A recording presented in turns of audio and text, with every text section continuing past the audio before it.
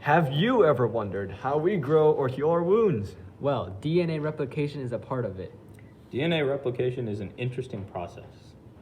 DNA is a double helix shape, and through the replication process, it becomes two of the same DNA. It may seem as simple as Control-C and Control-V. But in reality, copying a single strand of DNA requires the help of many proteins. These proteins are clustered together in the cell and can be regarded as a DNA replication factor. When the DNA copied, both new double helix will have one strand from the original DNA and one that is newly copied. This is called semi-conservative replication. Where do these extra strands come from? We first start off by separating a strand of DNA into two strands.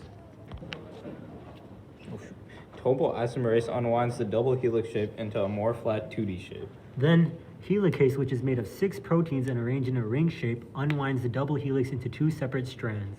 However, the DNA loves to come back together.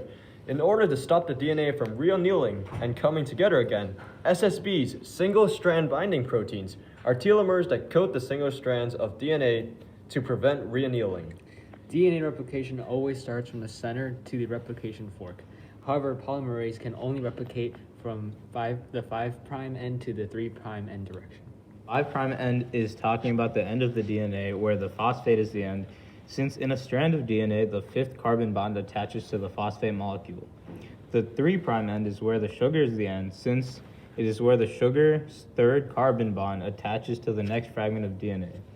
This 3rd carbon bond would be at the end, thus earning the name 3' end.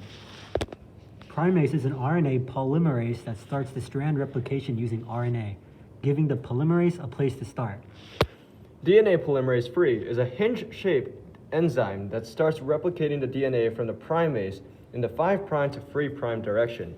It uses a sliding clamp that allows for the polymerase to keep the polymerase on the DNA strand.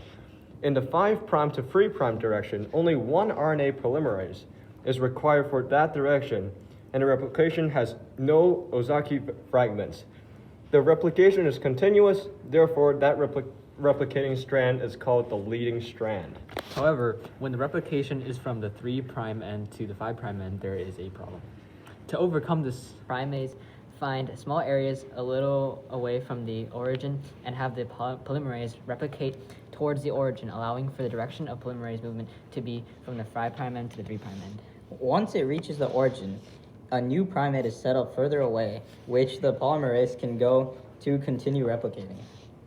This allows for DNA to be replicated away from the origin while yielding to polymerase constraints only capable of going from the 5' end to the 3' direction. These small fragments between each primase are called Okazaki fragments. Because the fragments that require to be mended, the 3' to 5' end replication seems to be lagging behind, therefore earning the name lagging strand. RNase H removes RNA primase once it is no longer necessary. This extra space then allows the polymerase to replicate those parts of DNA as well, but it leaves a small gap between the DNA. Lipase is a nuclease that binds those small gaps. It is also known as DNA polymerase I. However, DNA does not replicate completely.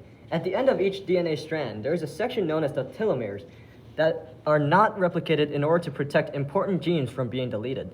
To solve the loss of DNA with each replication, telomerase adds telomeric DNA repeats at the end of the 3' end to reverse the loss of DNA from replication.